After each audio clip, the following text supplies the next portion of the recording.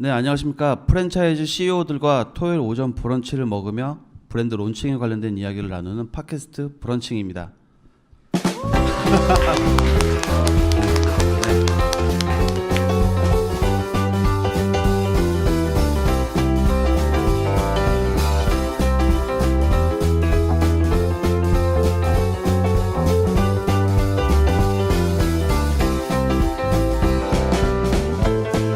안녕하세요. 저는 오늘 갑자기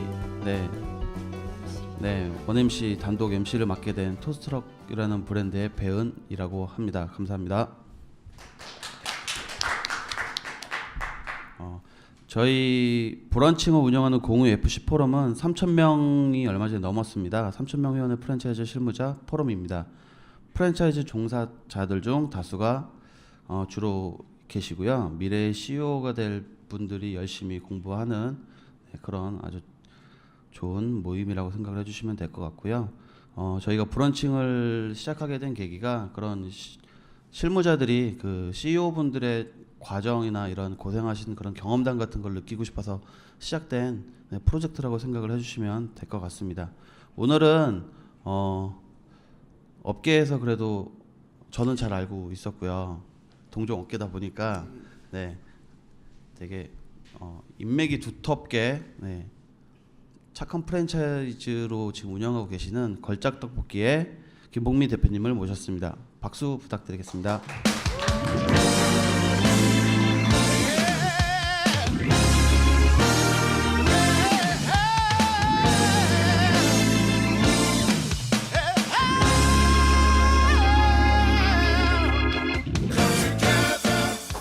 안녕하세요. 저희 사전에 음성 테스트를 했는데 대표님께서 목소리가 아나운서 같으셔서 저도 왠지 목소리를 좀 깔아야 될 것 같은 느낌이 좀 듭니다. 감사합니다. 네. 저랑은 원래 그 페이스북으로 친구가 되어 계셨거든요. 네네. 그래서 저도 가끔가다 보긴 봤는데 지금 공부를 엄청 열심히 하고 계시더라고요. 아, 그런가요? 네. 보통 더 하고 싶은데 네. 사실 현실적인 부분 때문에 많이 못 하고 있다고 생각하고 있거든요. 저는요. 저도 항상 이런 경영자 과정이나 이런 대학원 강의를 저도 듣고 싶은데 여유가 좀 생기면 해야지라는 마음으로 항상 미뤄두고 있거든요. 근데 지금 하시는 거 보니까 조금 그래도 걸작떡볶이가 어느 정도 뭐 성공까지는 모르지만 안전궤도에 좀 올라서 조금 더 발전을 위한 공부를 하시러 다니시는 건지 네네. 그러시죠? 그런 것도 있고요. 그냥 저는 워낙 그 사회생활을 20살 때 시작했는데 좀 호기심이 많은 친구였던 것 같아요. 그래서 좀 배우는 거를 좋아하고 다른 사람들의 얘기를 듣는 거를 즐겨 했던 습성들이 조금 남아 있는 것 같고요. 지금도 그리고 아까 얘기하신 대로 이제 회사가 점점 성장해 가면서 좀 더 안정적으로 탄탄한 시스템을 구축하기 위해서는 그 학문 연구라는 것은 당연히 따라와야 된다라고 생각을 하고요. 그래서 그런 부분들을 더 보충하기 위해서 공부를 하고자 하는 마음도 있습니다. 네. 이게 브런칭에 오신 그 대표님들의 특성 중에 꼭 하나가 고생을 안 하신 분들이 없으세요. 네. 어쩜 그렇게 다들 고생을 하신 분들이 저희 게스트로 초대가 되는지 대표님 이력도 제가 좀 보니까 아니나 다를까 역시 고생을 많이 하셨더라고요. 네, 뭐 일단 뭐 장사 좀 많이 고생해 보시고 프랜차이즈에서 안 좋은 것도 많이 보시고 저 같은 경우에도 좀 그렇게 운영하고 싶어서 만든 회사이긴 하거든요. 간단하게 저희 그 걸작떡볶이를 운영하는 회사는 주식회사 위드인푸드라는 회사입니다. 위드인푸드고요. 이름에서 느껴지시 위드인 사람과 함께하는 회사라는 제가 항상 요새 질리실 분들도 계실 텐데 사람이 답이다라고 외치고 다니고 있는데 아마 그 이름을 그대로 회사 이름으로 만든 게 걸작떡볶이 것 같습니다. 저희가 이제 브랜드 걸작떡볶이에 대해서 얘기하기 전에 앞서서 대표님의 그 히스토리를 좀 듣는 편이거든요. 네네. 네, 대표님은 언제 이쪽 업 저희 흔히 얘기하는 외식업으로 오시게 되셨는지 제가 궁금합니다. 26살 때 이제 외식업을 처음 알게 됐고요. 저는 일단 고등학교 졸업을 하고 20살 때 바로 취업을 했어요. 그래서 일반적으로 격리 사원이라고 알고 계시는 그런 이제 일들을 한 6, 7년 정도 이제 했었고요. 사회생활을 일찍 시작을 했는데 이제 우연히 들어간 이직을 하는 과정 속에서 우연히 들어간 한 회사에서 그 회사도 처음에는 그 회계세무 담당하는 직원으로 입사를 했는데 홍보팀으로 발령을 받게 됐어요. 이제 그 회사가 외식 프랜차이즈를 하는 기업이었고 그때 이제 프랜차이즈가 무엇이고 외식업이 어떤 것인지를 좀 보게 됐었고요. 이제 거기서 홍보 마케팅 업무를 하면서 뒤늦게 이제 대학도 들어가고 공부를 하고 이제 외식업에 대해서 눈을 뜨게 된 계기가 됐었죠. 홍보팀 업무를 하셨으면 지금 저희가 흔히 아는 마케팅 팀과 네. 그때 하셨을 때가 몇 년도였죠? 그때가 2006년도. 2006년도. 네. 한참 그때는 저희 프랜차이즈들이 활성화될 때였잖아요. 2006년도면 지금보다는 네. 나았던 것 같아요. 네. 네. 저도 제가 이제 2003년, 4년 때부터 저도 시작을 했는데 똑같이 하는 말씀이 매일 힘들다는 말씀들을 하시는데 그때가 아마 거의 뭐 외식 프랜차이즈도 마찬가지고 다른 프랜차이즈들도 마찬가지고 되게 활성화돼 있었을 때거든요. 근데 지금처럼 SNS나 이런 인터넷 문화가 그렇게 발달돼 있지는 않았기 때문에 그때 당시에 하셨던 홍보팀은 어떤 업무를 주로 하셨나요? 2006년, 2007년도에 홍보 마케팅 쪽의 상황이 어땠냐면요. 그러니까 기존의 그 오프라인 쪽으로 홍보를 하는 거, 뭐 네. 기자들과의 이런 네. 관계를 유지하면서 언론 보도를 하거나 아니면은 그 신문 매체에 광고를 하거나 뭐 이런 오프라인과 관련된 인쇄 매체를 통한 홍보와 그다음에 온라인 홍보가 시작할 때쯤이었어요. 그래서 싸이월드를 기업에서도 대기업에서도 많이 전략적으로 운영을 했을 때였었거든요. 그래서 네. 저희도 싸이월드를 이제 운영을 했었고 그리고 블로그 마케팅도 슬슬 시작했을 쯤이었어요. 그래서 제가 그때 홍보 마케팅 업무를 배웠을 때 참 좋았던 것 중에 하나가 지금도 장점인 게 그 예전에 고전적인 좀 홍보 방식과 네. 지금 많이 활성화되고 있는 온라인 위주의 홍보 방식의 두 개가 결합됐던 시점이었기 때문에 그 업무의 영역들을 다 진행을 이제 했었고요. 그리고 그때는 사실 TV 매체에서도 그 공중파에서도 프랜차이즈 좀 이런 홍보라던가 방송들이 조금 원활하게 됐었을 때예요. 네네. 근데 지금은 사실은 프랜차이즈는 제가 알기로는 가맹점이 2개인가 3개 이상이면 일반적인 정보성 프로그램에 나가지 못하는 걸로 알고 있거든요. 그래서 그런 부분들이 그때 원활할 때여서 직접 작가들한테 어떤 기획안을 제가 제공을 해서 우리 그 브랜드가 방송을 좀 나갈 수 있는 어떤 계기를 만든다던가 그런 일도 이제 했었고요. 그래서 뭐 고전적인 방식과 최근의 방식들이 믹스된 업무들을 많이 했었죠. 혹시 그 브랜드 그 브랜드명은 조이스라는 곳이고요. 조이스요? 지금은 없어졌다고 보시면 돼요. 그래서 그때 제가 처음 외식업을 그 접했던 그 회사에서 짧은 시간 동안에 정말 많은 것을 봤던 게요. 입사하고 한 1년 반 정도 만에 가맹점이 120개, 130개까지 늘었었거든요. 굉장히 폭발적인 반응을 일으키면서 급성장을 했는데 그 폐점하는 속도도 굉장히 빨랐었어요. 그러니까 어떤 여러 가지 이제 이유들, 뭐 경영자의 잘못된 판단일 수도 있지만 어떤 좀 가슴 아픈 스토리들도 있고요. 사실 제가 운영했던 회사가 아니라 제가 자세한 얘기를 드리기엔 조금 조심스러운 네네. 부분들이 있는데 짧은 시간에 폐점을 하는 걸 또 보면서 이 프랜차이즈 업계가 급속도로 성장을 하고 또 한순간에 무너지기도 하잖아요. 네네. 그것들을 다 한 번에 경험하고 보고 배우는 시간이 됐었죠. 그 시대쯤에 약간 지금부터 한 12년 전, 15년 전 요때 프랜차이즈를 시작하셨던 분들이 말씀하신 대로 그러니까 저희가 흔히 얘기하면 아날로그적인 감성이랑 네, 디지털 네. 감성이 그 중간에 세대 교체하는 시점이었거든요. 네. 그래서 그때 하신 분들이 지금도 보면은 요즘 SNS에서 하는 이런 마케팅을 봐도 그때 감성을 녹여내려고 이렇게 많이들 노력들을 하시더라고요. 토스트록도 저도 그렇게 하고 싶어서 그렇게 하긴 하는데 그게 오히려 더 저도 맞지 않나라고 생각은 하고는 있습니다. 걸작 떡볶이도 보면 떡볶이라는 아이템이 영원 불멸의 아이템이잖아요. 한국에서는. 네, 맞아요. 네. 네, 어떻게 뭐 치킨과 함께 쌍두마차나 네. 마찬가지인데 네. 제가 보니까 혹시 걸작 떡볶이를 뭐 이용해 보신 분들이 계실지 모르겠지만 모 회사의 치킨 브랜드와 아주 흡사해요. 근데 거기는 치킨을 주면 떡볶이가 사이드로 나가는 그런 느낌이라고 하면, 네, 걸작 떡볶이는 떡볶이가 메인이고 치킨이 붙는 그런 느낌이거든요. 네, 그 네. 최근에 그 컨셉을 신제품으로 나오시고 나서 되게 반응이 좋다라는 네. 평을 제가 많이 봤거든요. 어떠세요? 그 전에 있던 뭐 부대 떡볶이나 네. 다른 떡볶이들 신메뉴들이 나왔을 때랑 네. 네. 영혼불멸의 두 아이템인 떡볶이와 네. 치킨이 붙었을 네. 때 그 매출이 올라가는 효과가 있나요? 그러니까 정확하게 얘기를 하셨는데요. 네. 치킨이나 떡볶이라는 아이템이 갖고 있는 공통적인 특성 중에 하나가 100년이 지나도 우리나라에서 네. 없어지지 않을 아이템이거든요. 그래서 아이템 창업 아이템을 선정을 할 때 이 제품이 이 음식이 내가 100년 후에 죽었을 때도 우리나라에서 판매되고 있을 것인가 아닐까를 고민하고 선택하시라는 얘기를 제가 예비 창업자분들한테 얘기를 간혹 할 때가 있어요. 그래서 대중성이라는 강력한 무기가 뒷받침이 되고 있는 거는 맞고요. 두 아이템의 특징이 저희가 처음에는 떡볶이도 요리다라는 컨셉으로 떡볶이에 집중을 하는 메뉴 구성들을 많이 만들었었어요.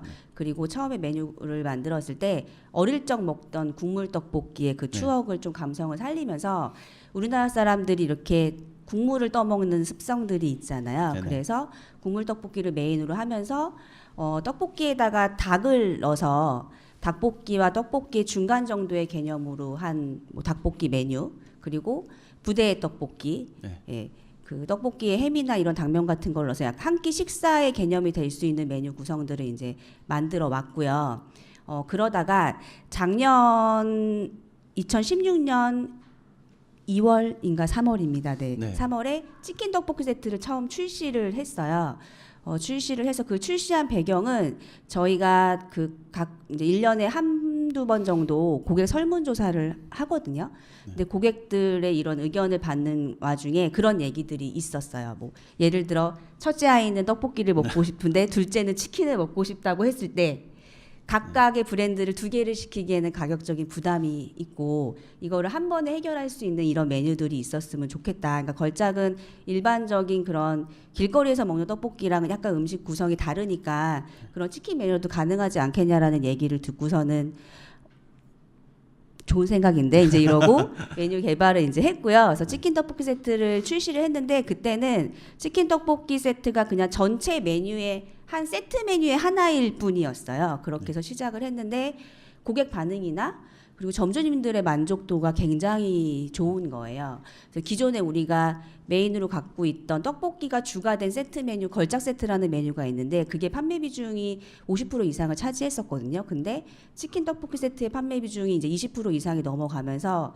이거를 전략적으로 홍보하지 않았는데도 고객들이 찾는 부분들이 있다라는 것은 우리가 이거를 메인으로 충분히 내세울 수 있겠다라는 네. 판단을 하고 올해 초에 치킨 메뉴를 더 보강을 했고요. 그래서 네. 치킨 하면은 이제 후라이드 치킨이 기본이지만 뭐 양념이나 거기에 조금 더 애드리브한 레몬 크림 치킨, 깐풍 치킨에서 치킨을 4가지로 이제 확장을 했어요. 네. 그래서 떡볶이랑 치킨을 같이 먹을 수 있는 치킨 떡볶이 세트가 세트 메뉴의 한 구성이 아니고 메인으로 지금 전략적으로 밀고 있거든요. 그래서 떡볶이랑 치킨의 투탑 구성으로 가고 있고요. 그래서 아까 대표님께서 말씀하신 대로 떡볶이가 메인인데 치킨이 사이드와 같은 느낌이었다고 하시면은 저희가 향후에 이제 내년의 목표는 걸작하면 떡볶이도 맛있지만 치킨도 맛있는 브랜드라는 거를 전략적으로 가려고 지금 하고 빠르게 변화를 있고요. 하시는 거죠. 네, 그래서 지금 BI도 변경을 해놓은 상태입니다. 그래서 12월 달에 이제 저희가 그거에 대해서 이제 오픈을 할 거고요.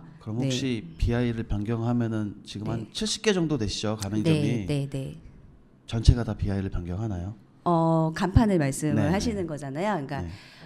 그 부분은 저희도 고민을 많이 했는데 그래서 네. 글씨체라던가 느낌적인 부분들을 크게 건드리진 않았고요. 네.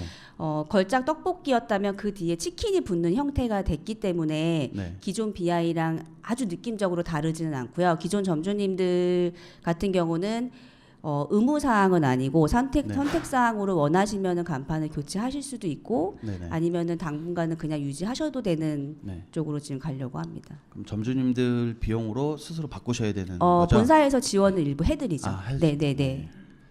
왜냐하면 예전에 그 카페베네라는 브랜드가 거의 1년에 한 번씩 컨셉이 계속 바뀌었거든요. 네. 그러면서 점주님들의 불만이 나는 오픈한 지 1년밖에 안 됐는데 예전 버전이라서 그러면, 오래된 네. 느낌을 자꾸 받아서 그거에 대한 스트레스를 되게 네. 많이 받으셨거든요. 그래서 혹시 자금을 지원해 주시는지 네, 궁금해서. 간판비는 일부 지원을 해드릴 거고요. 그래서 네. 선택적으로 하실 수 있게 할 거예요. 네, 공식적으로 약속을 하신. 네. 네.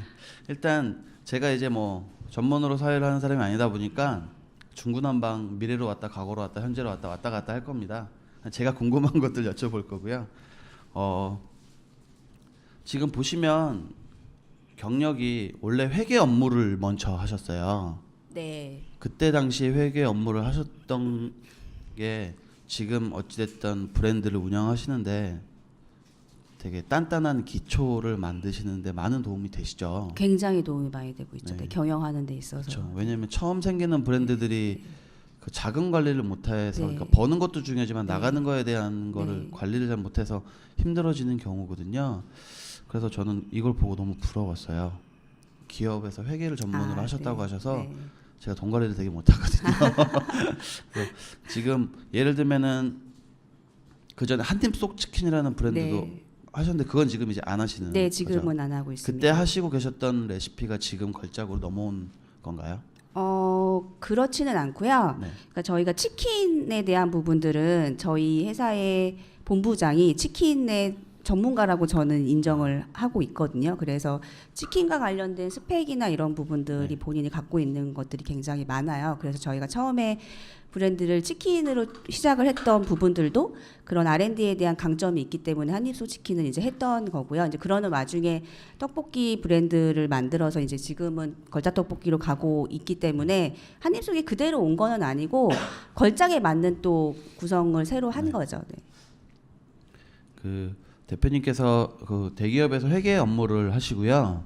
그리고 홍보 마케팅 업무를 하시고 2010년에 치킨이랑 돈가스인 오플 치킨 오플 돈가스라는 브랜드를 네. 런칭을 하셨었습니다. 2년 정도 하신 네. 건가요? 사실 이거 브랜드 런칭이라고 하기는 조금 부끄럽고요. 제가 말씀을 드리면 2010년도에 이제 가게를 처음 시작을 했고 그게 이제 오플 치킨이었어요. 그래서 기능성 치킨 중에 이제 하나였는데 네. 매장을 이제 운영을 그냥 하나를 했었던 거고요. 일산의 마두동에서 마두동. 장사를 네네. 네. 11평짜리 가게에 보증금 1,000만 원에 월세 60만 원짜리 네. 권리금을 700만 원을 줬던 것 같아요. 안에 메인은 주방 시설 좀 아니었네요. 있는 메인은 아니었죠. 메인은 아니었고요. 그 제가 시작한 스토리를 얘기를 해드리면 제가 이 방송이 현재 프랜차이즈 업계에서 일하고 있는 슈퍼바이저 분들이나 종사자분들이 많이 듣는 걸로 알고 있는데 저희 얘기를 들으면서 희망을 가지셨으면 좋겠는 게 저는 지금 현재 사업을 남편하고 같이 하고 있고요. 제가 대표고 저희 남편이 본부장이에요. 근데 저는 외식업에서 홍보 마케팅 업무를 했다고 아까 말씀을 드렸었고 저희 남편은 슈퍼바이저였습니다. 그래서 둘이 회사에서 눈이 맞아서 네, 결혼을 해서 네, 사업까지 하게 됐는데요. 그러니까 둘 다 각각 꿈이 있었던 거죠. 둘 다 좀 욕심이 있는 스타일이라 내 거를 우리 거를 하고 싶다라는 각각의 꿈이 있었고요.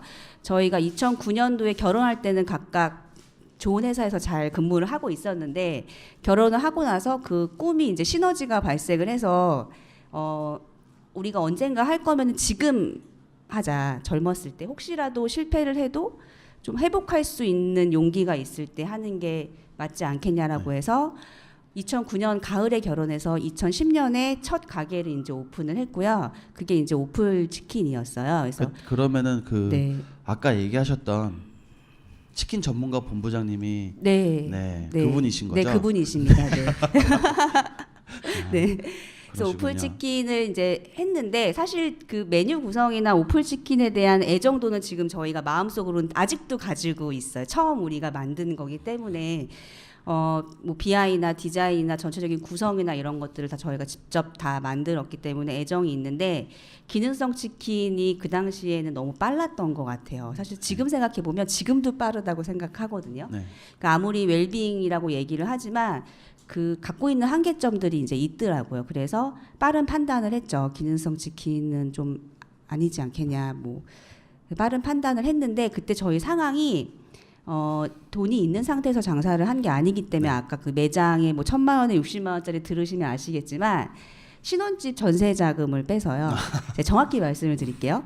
5천에 40만 원짜리 월세 그때 시작을 했었던 것 같아요. 그 5천만 원을 빼고 추가로 대출을 조금 받아서 10평짜리 가게 인테리어를 쫙 해서 투자비가 한 그래도 6천 정도 들어갔고요. 처음에 매장 운영하려면은 좀 500만 원, 1,000만 원 정도 안전자금 네. 총알이 있어야 네. 되잖아요. 딱 그만큼만 만들어 놓고 이제 저희 그 친정집에 방 하나만 내달라고 해서 네, 그렇게 가게를 시작을 했어요. 그래서 오플치킨이라는 컨셉은 이걸 우리가 프랜차이즈 전개하기에는 한계가 있다. 고객들이 맛있다라고 하고 재구매하시는 분들이 있기는 한데 그게 그 어떤 대중적인 느낌은 떨어지는 거예요. 그래서 그거를 이제 접으면서 근데 저희가 상황이 경제적으로 안정적인 상황이 아니었기 때문에 둘이 먹고는 살아야 네. 되잖아요. 그래서 다양한 시도를 거기서 해본 거죠. 그러니까 돈가스도 팔아보고 네. 돈가스를 팔면서 스테이크, 그러니까 도시락 개념의 네. 메뉴를 팔아보기도 하고 그러다가 이제 한입속 치킨을 또 런칭을 하게 된 거고요. 조금 더 가벼운 아이템으로 가자라고 해서 이제 2마리 치킨을 파는 형태로 해서 한입속 치킨을 순살 2마리 치킨으로 해서 한입속 치킨을 런칭을 해서 또 이제 사업을 본격적으로 시작을 했고요. 한입속 치킨이 이제 사업을 시작하는데 기점이 됐던 건 맞아요. 왜냐하면 가맹점들이 생겨나기 시작을 했었으니까요. 그럼 오플 치킨이랑 오플 돈가스는 매장이 한 개예요. 하나 그 저희가 하다가 네. 그냥 접었는데 네. 저희한테는 어쨌든 처음 만든 애착이 우리의 가시는 브랜드이기 거죠. 때문에 네, 애착이 있는 오플이 거죠. 무슨 뜻입니까? 오메가3 플러스입니다. 네. 네.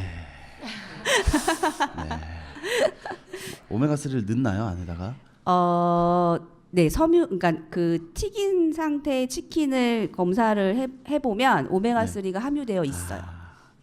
진짜 좀 빠르셨던 것 같습니다. 네.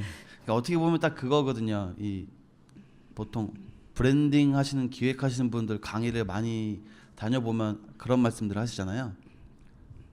니네가 하고 싶은 얘기 말고 고객이 듣고 싶은 얘기를 해라라고 하는데 전형적인 하고 싶은 얘기를 하시면서 만드신 브랜드네요. 네. 오플 치킨이 오메가 플러스일 네. 거라고는 너무 어려웠죠. 네. 아무도 네. 생각 못했던. 네. 네. 그때 매출이 어느 정도 나오셨어요? 저희가 매장에서 한 1,800, 2,000 초반 이렇게 팔았던 것 같아요. 그럼 많이 남으셨던 거 아닌가요? 근데 사실 만족은 하지는 못했고요. 왜냐하면 네.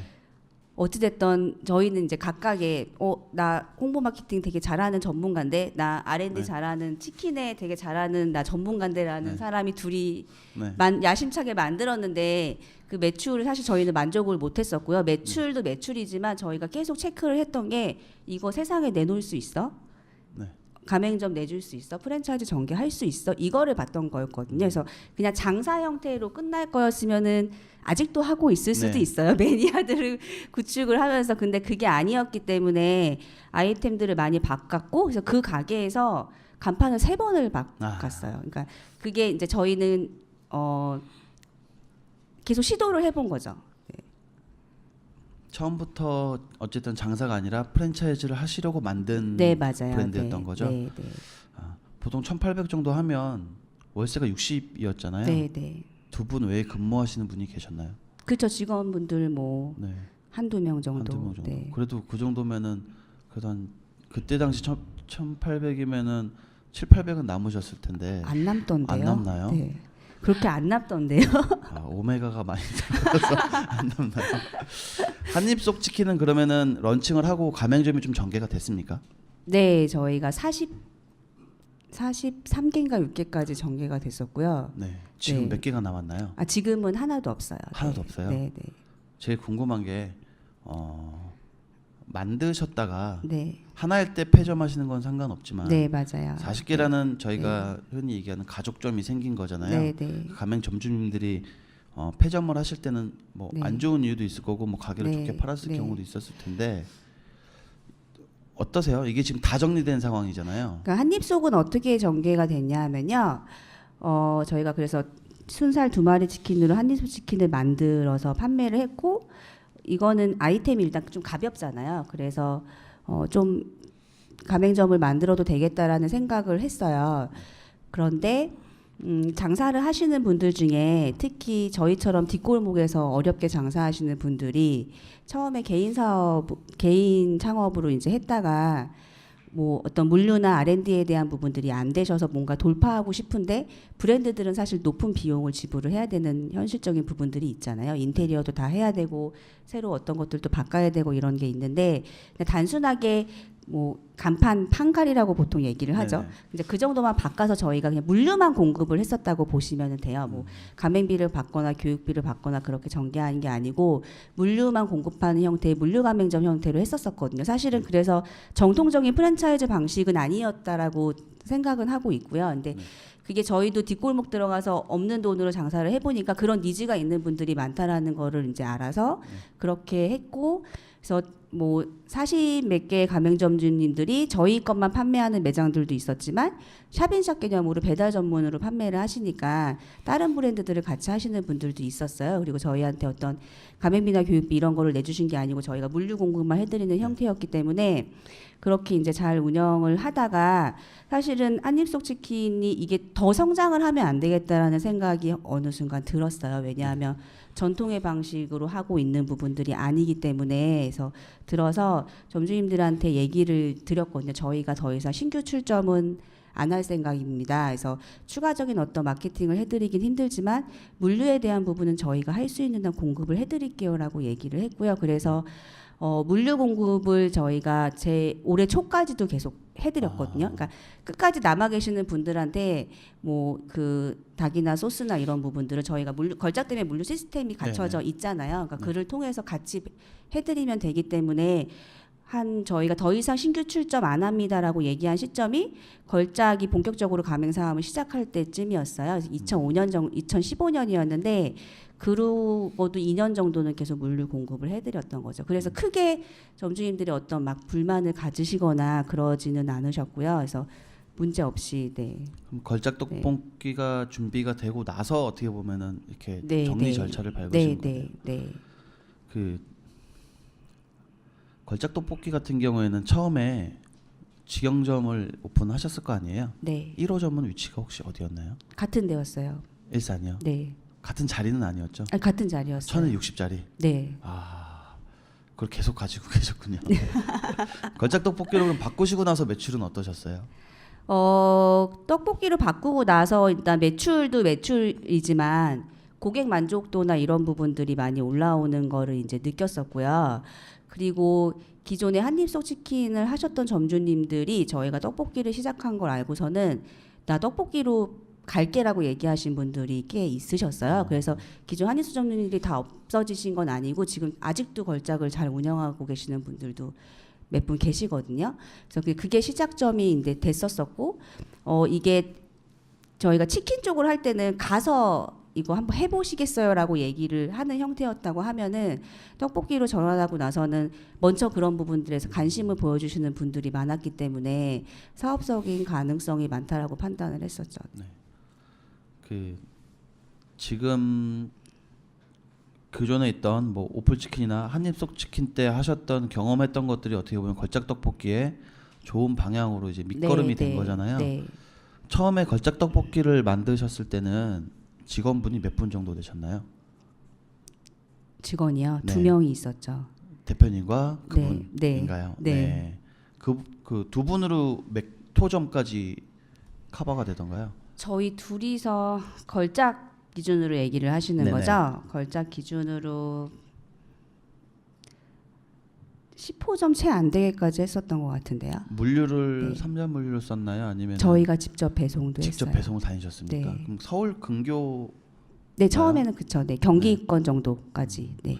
제가 그 사전에 이제 좀 서치를 해보니까 70개 매장 중에 서울에 한 9개 정도 네, 네. 있더라고요. 네. 네. 그리고 지금 있는 거 보면 지방권에 되게 많은 네, 맞아요. 포지션을 네. 하고 있습니다. 그래서 혹시 뭐 걸작 떡볶이가 지금 어찌됐던 횟수로 4년 차가요? 브랜드 런칭 2014년에 그쵸. 됐다고 네, 하면 네, 네. 횟수로는 4년 차인데 더딘 속도도 아니지만 그렇게 또 빠른 속도도 아닌 상황이잖아요. 직원들이 늘어가는 시점이 보통 어떤 시점에서 직원들 충원을 하셨나요? 저희가 직원이 늘어가는 시점이었던 데가 2015년 하반기부터 직원이 늘기 시작을 했었고요. 그러니까 걸작을 처음에 그 마두동 가게에서 테스트 판매했던 게 2014년이고 그 본격적으로 세상에 내놓은 거는 2015년 초라고 보시면은 네네. 돼요. 그래서 그러면서 기존에 한입속 하시던 분들도 저희 거를 이제 아예 기존 메뉴도 아예 판매를 하지 않고 걸작만 집중해서 팔 수 있게 그렇게 세팅을 해드리고 신규로 또 좋은 기회를 통해서 신규로 오픈하시는 분들도 생기면서 2015년 초에 본격적으로 런칭을 했고요. 그해 6월이었던 것 같아요. 6월에 세택 박람회를 처음으로 나갔었고 그 시점 이후로 이제 조금씩 조직이 갖춰지기 시작을 했죠. 네. 그러면은 그 한입속 치킨에서 걸작으로 넘어오신 분들이 새로 인테리어를 바꾸셨을 거 아니에요? 그때도 판가리만 했나요? 아니면은 그때도 일부 비용이 없으신 분들은 판가리만 했었고요. 네네. 제가 지금까지 사업을 하면서 제일 기분 좋았었던 적이 언제냐면은 이제 한입속 치킨 할 때 판가리로 해서 네. 이렇게 인연이 맺었던 점주님들이 걸작까지 같이 오시고 작년에 두 매장이요. 점주님들이 직접 내가 한입속과 인연 위드인하고 인연이 돼서 걸작으로도 지금 내가 돈을 좀 벌었다. 나 자리 옮겨서 멋지게 인테리어 해서 들어갈게라고 얘기하신 매장이 있으세요. 네네. 그때가 제가 지금 사업하면서 가장 기분이 좋았던 순간이었었거든요. 그래서 그 한 매장 같은 경우는 저희 거랑 한입속과 인연이 되기 전에 정말 안 좋은 후미진 자리에서 닭발 야식을 하시던 부부분이세요. 닭발 야식을 하셨는데 하루에 뭐 20, 30 이렇게 이제 파셨던 매장이었던 거죠. 그런데 지금은 매출이 제가 지금 10월 정확하게 얘기해야 되는 거잖아요. 정확한 매출은 기억이 안 나는데 지금 저희 전체 가맹점 중에 탑 5 안에 들어가시고요. 월 매출이 한 5, 6천 정도 나오시거든요. 몇 평인가요? 지금 옮기신 매장이 한 6평 정도 될 거예요. 네. 16 거의 배달로 평에서 매출이 일어나고 계세요. 네. 걸작 떡볶이는 지금 그러면 홀 매출이랑 뭐 포장 매출, 배달 매출 보통 세 가지 컨셉으로 지금 하고 계시잖아요. 배달 매출이 얼마나 되세요? 그 점포 위치나 상권에 따라 조금 다르기는 한데 배달 매출이 가장 높은 편이에요. 그래서 전체 가맹점들 중 배달 매출이 7, 80% 정도 차지한다라고 보시면 돼요. 네.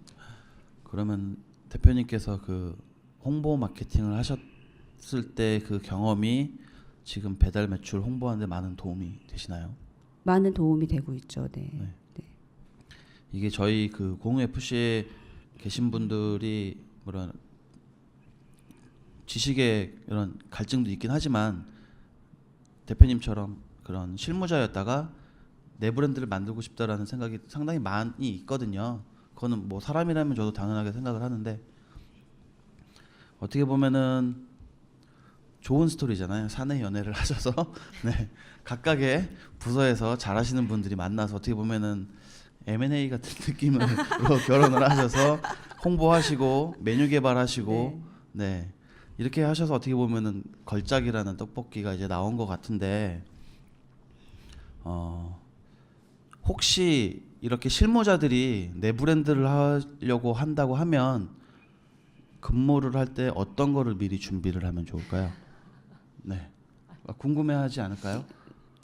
네. 다른 대표님들이 싫어하실 것 같은데요. 이거에 답변을 하면 괜찮습니다. 네. 그게 공유의 매력입니다. 준비 글쎄요.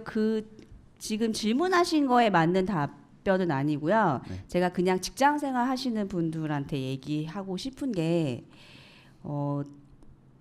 어떤 일이 주어지던지 간에 좀 두려워하지 않았으면 좋겠다라는 생각을 하거든요. 그러니까 저 같은 경우가 회사 생활할 때 어떤 일이 주어지던 일단은 처음부터 안 된다고 얘기했던 적은 없는 것 같아요. 그래서 내가 지금 잘 모르는 거라도 찾아보고 공부해서라도 일단 시작을 하게 되면 그게 결국 자기게 되거든요.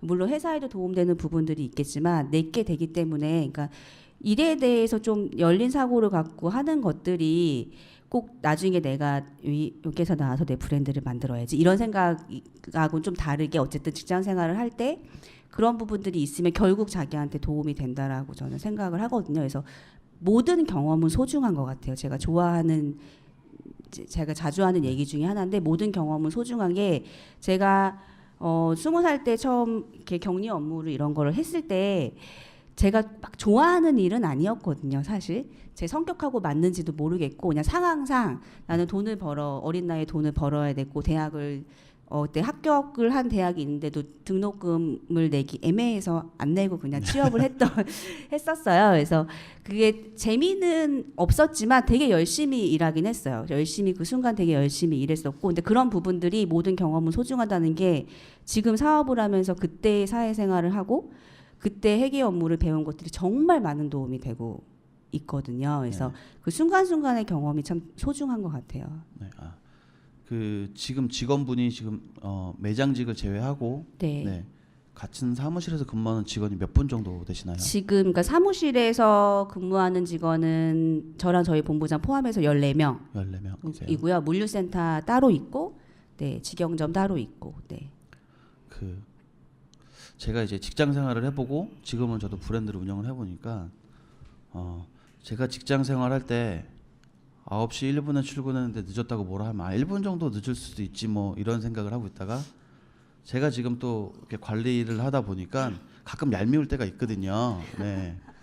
6시 되면 그렇게 5시 50분부터 퇴근 준비를 하는데 참고로 저희 직원들이 잘 안 듣습니다, 이거를. 근데 그런 경우가 있는데 지금 저희 시대 때 이렇게 회사를 다니고 프랜차이즈를 배웠던 사람들은 지금 얘기하는 초과 근무라는 게 어떻게 보면 되게 당연하게 근무를 하는 거였잖아요. 근데 걸작 떡볶이 같은 경우에는 사내 문화나 그런 분위기 자체가 네. 칼퇴근하는 분위기입니까? 아니면은 자발적으로 근무를 하는 분위기인지. 얼마 전에 저희 직원이 저한테 그 얘기 하더라고요. 요즘 이제 20대, 30대 초반 요 나이대 분들이 야근과 주말 근무가 복지의 하나라고 생각을 한다라는 얘기를 이제 하더라고요. 그래서 그 얘기를 듣기 전에도 저희 회사는 제가 생각하기에는 야근을 하는 회사는 아니고요. 네. 다들 6시 칼은 아닌 것 같은데 한 6시 한 10분 정도에 다 퇴근을 거의 웬만하면 다 퇴근을 이제 하고 있죠. 네. 네. 야근을 막 하는 회사는 아니고 저희도 그 조직이 조금 젊은 편이에요. 그래서 뭐 저도 아직 네. 네 늙지는 않았다고 생각을 하고요. 그래서 다 20대 후반, 30대 초반 직원들이 제일 네. 많거든요. 그래서 조금 프리한 분위기들이 있다고 저는 생각을 해요. 그래서 간혹 그 다른 프랜차이즈 대표님들이나 거래처 분들이 와서 살짝 놀라고 가시기도 하거든요. 왜냐하면 막 사장실이 따로 있고 그렇지가 않고요. 다 네네. 같은 공간에서 네. 근무를 하는데 또 저희 직원들은 싫어하더라고요. 방 만들어 빨리 들어가라고 하긴 하는데 근데 어쨌든 저는 같은 공간에서 같이 서로 이제 좀 편하게 하고 있는 부분들이 있다고 저는 생각하지만 네. 또 그들은 또 어떤 생각을 할지는 네, 네. 모르겠습니다. 좀 회식이나 이런 문화는 자주 있습니까? 술을 먹는 분위기도 또 아니에요. 네, 술을 못 먹는 친구들도 많고 해서 회식이 자주 있지는 않고요. 저희 네. 그런 걸 자주 갖진 않고 1년에 워크샵 딱 한 번. 네. 네. 회식은 한 1년에 한 전체 회식은 한 2번 정도 할까 말까 하는 것 같은데요.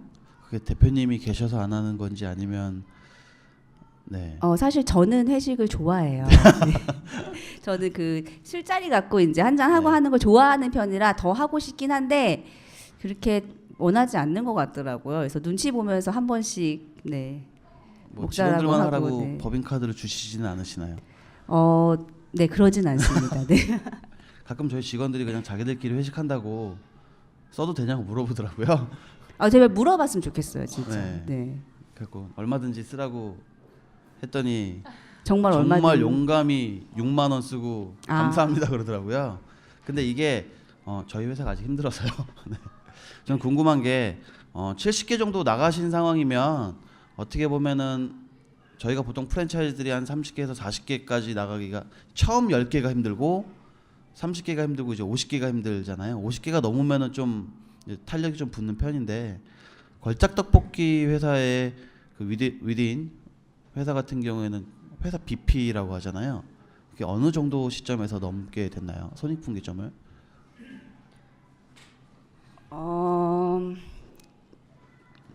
6, 70개 선이라고 저는 생각을 하거든요. 지금 우리 회사뿐만이 아니고 네. 다른 프랜차이즈 업계들도 이게 마케팅 비용에 따라서 조금 달라지는 네. 부분들이 있어요. 기본적으로 그 고정으로 들어가는 비용들에 있어서는 한 50개 선이면은 보통 그 정도 나온다라고 얘기를 하는데 마케팅 비용을 얼마나 쓰느냐에 따라서 좀 그거는 달라지는 것 같고요. 네. 전 사실 아직도 만족하고 있지는 않기 때문에. 네.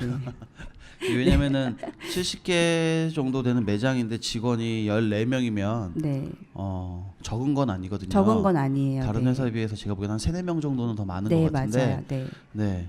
그래서 BP가 넘으셔서 지금 인원을 더 많이 충원을 하신 건지 네. 더 멀리 가실 거기 때문에 미리 뽑아서 교육을 하시는 건지는 모르겠지만 물류를 지금 자체 물류로 돌리고 계신가요? 수도권은 자체 물류로 해서 물류센터가 따로 있고요. 네. 지방은 3자 물류를 하고 있어요. 어떠세요? 이렇게 혼선이 오시지 않나요? 혼선이 오지는 않고요. 저는 가장 합리적인 방법이라고 스스로 생각을 하고 있거든요. 그러니까 물류에 대해서 프랜차이즈 이제 대표님들이 가장 고민을 많이 하시는데 직접 해야 된다는 분들과 너무 요즘 사실 인건비도 많이 들고 사실 물류 배송하시는 분들 채용하기도 굉장히 어려워요. 그래서 그 관리 비용 이런 거 생각을 하면 그냥 삼자 물류로 던지는 게 낫다라고 얘기를 하시는 분들이 있는데 사실 저는 전자의 입장이거든요. 그러니까 본사에서 물류를 안정적으로 공급을 하고 물류를 컨트롤할 수 있는 힘이 있어야 된다라고 생각을 하고요. 그래서 물류가 탄탄하게 받쳐줘야지 본사가 안정적으로 성장을 할 수 있다라는 생각을 갖고 있어서 처음부터 물류를 이제 직접 했는데 지방 같은 경우는 사실은 좀 현실적으로 어려운 부분들이 있어요. 지방의 가맹점이 많이 늘어나면 가능하지만 중간에 센터를 만들고 가능하지만 저희가 아직은 그 정도는 아니기 때문에 지방은 이제 3자 물류를 쓰고 수도권은 직배송을 하는 부분들이 지금 현재 저희 회사의 규모로서 저는 가장 합리적인 방법이라고 생각을 하고요. 지금 물류 창고를 그럼 따로 가지고 계신 거죠? 네, 네. 네. 주 몇 회 배송을 하시나요? 저희 수도권 주 5회 배송해요. 주 5회 배송하시나요? 네, 주 물류기사 5회 한 배송 분이 돌아다니시나요? 아니죠. 네, 세 명이요.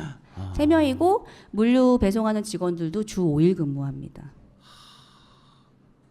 죄송합니다. 제가 잠깐 머릿속에서 계산을 하면서 잠깐 멍해졌는데 이게 생각보다 그 물류 비용이 나가는 걸 무시 못 하거든요. 네, 특히나 네. 창고 임대료라던가 차량 운영비, 직원 3명이라고 하면 아무리 못해도 어찌됐던 그 이상의 비용들이 꽤 많은 돈이 나갈 텐데 거의 그거를 9개 매장이잖아요. 서울 경기까지 합치면 몇 개인가요? 지금 그럼 직배송을 하시는 매장이? 직배송하는 매장들은 30개 가까이 30개 되죠. 정도? 네, 그러면 네. 그게 그렇게 해도 훨씬 네. 더 수익이 많이 네. 남는다라는 판단이 그러니까 수익도 수익인데요. 저는 네. 이제 삼자 물류 같은 경우는 사실은 여러 업체들 거를 배송을 해주잖아요. 네네. 그리고 굉장히 정해준 툴에서 움직이는 것들이 있어요. 그러니까 현실적인 얘기를 하면 거래처에서 물건이 입고될 때도 본인들이 딱 정한 시간이 넘어가면 물건을 받지 않는다던가 네. 점주님들이 발주를 정말 정신이 없어서 놓쳤을 때 네. 그게 사실은 거기도 그럴 수밖에 없는 게 워낙 많은 브랜드들을 거래를 하다 보니까 기준점을 갖고 그렇게 해야 되거든요. 그러니까 그런 것부터 시작을 해서 굉장히 타이트하게 움직이는 부분들이 있는데 본사에서 그런 문제들이 발생을 했을 때 긴급적으로 처리를 해드릴 수가 있어요. 본사에서 물건을 가지고 있으면 정말 매장이 어쩔 수 없이 발주를 못했는데 긴급적으로 배송을 해야 된다라고 하면은 고속버스라도 태워갖고 빨리 보내드릴 수도 있는 거고 본사에 물건이 있으면 저는 그런 부분들이 제일 중요하다라고 생각을 하고요. 본사에서 물류를 담당하고 차고 있는 직원들이 없으면 매장에서 가장 많이 나오는 게 안정적인 물류 공급과 좋은 재료를 지속적으로 공급해 줄 수 있는 거예요. 근데 이게 공급을 하다 보면 물류라는 것들이 다 식자재들이기 때문에 제조 공장에서도 간혹 예를 들어 실수를 하거나 잘못된 것들이 들어갈 수 있는데 다 삼자물로 던져버리면은 몰라요. 본사 직원들도 그거를 그러니까 자기 당당 닥친 일이 아니기 때문에 모른단 말이에요. 네네. 근데 본사에서 물류를 하면 그런 것들을 매입 업체들을 다 컨트롤을 안정적으로 할 수 있거든요. 그러니까 전 수익보다도 그게 제일 중요하다라고 생각을 하고요. 그래서 직배송을 저희가 물류센터를 가지고 있는 걸 고집을 하고 있죠.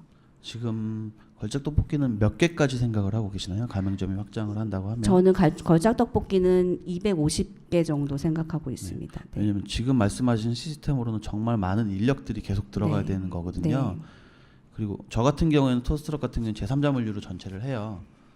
그 이유가 저 같은 경우에는 그 가맹점과 본사 간의 물류대 결제를 저는 그러니까 저는 점주님들과 매장 활성화 방안이라든가 좀 네. 좋은 얘기들을 많이 하고 싶은데 네. 이제 돈이 중간에 이제 놓여 있다 네. 보면 미수라는 게 안 생길 네. 수는 없잖아요. 네. 그렇게 되면 서로 껄끄러운 것 때문에 제가 네. 되게 예민하게 네. 생각하는 부분이거든요. 제 네. 입장에서는. 근데 지금 직접 물류 배송을 하게 되면 가맹점들과의 이런 미수 문제는 발생하지는 않나요? 선입금을 받으시면 되죠. 선입금으로 하시는 무조건? 아니 왜냐면 선입금을 못 했는데 급하다고 하셔서 보내달라고 하면 보내주는 경우도 있잖아요. 아, 그렇죠. 네. 네. 네. 네. 그런 게 이제 뭐 물론 관리가 단단히 가족처럼 잘 되면 문제가 없겠지만 네.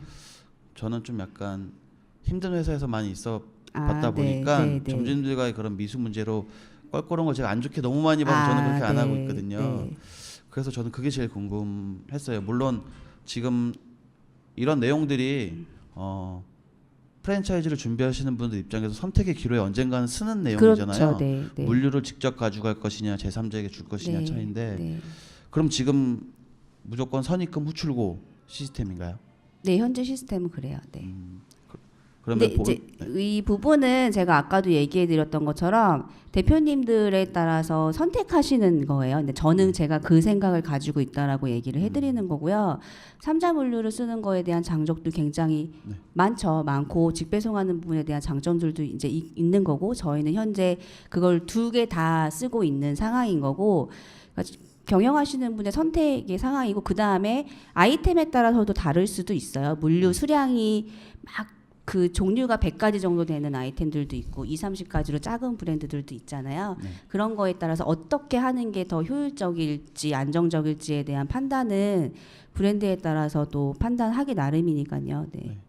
되게 아까 말씀하신 대로 도전적이고 되게 과감하신 거거든요. 제가 생각할 네, 때는 네. 그래서 몇 개까지 과연 하실지 되게 기대가 많이 됩니다. 그리고 저희 잠깐 쉬었다가 하실까요? 그냥 그렇게 끊어도 되는 거죠?